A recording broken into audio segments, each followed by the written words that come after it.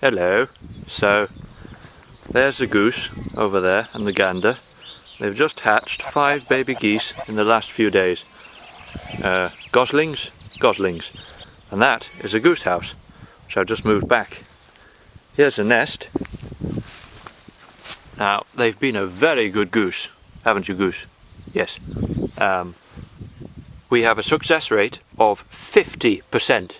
Imagine that. 50% success rate from the goose.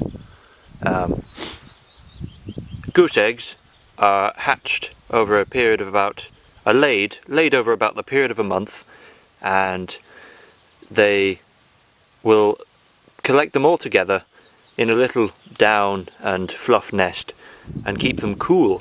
And then once they have a reasonable clutch, this time it was 10, but I've removed at least 20 eggs before that, so the goose, you get a good lot of cooking eggs and you can produce a lot of goslings at the same time. And I mean, it's a goose egg, it doesn't taste that good.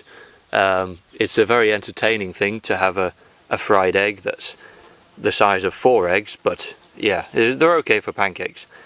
Anywho, as you can see, we have various stages of development. They've all failed, these ones.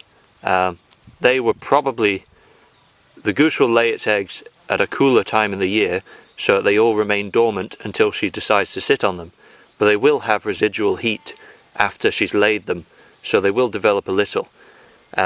These ones would have been laid later, and as it would be a warmer part of the year, being later, they not only didn't develop...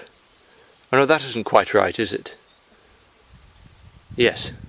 It was probably a cooler week that these were laid, so they didn't quite develop as much as the other ones.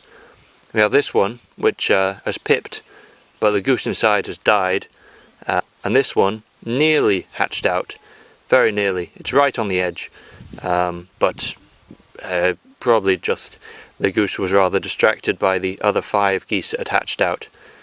You don't see any other eggs here, other than that empty shell, as the goose will eat the shells after the geese have hatched, as the calcium carbonate is very useful.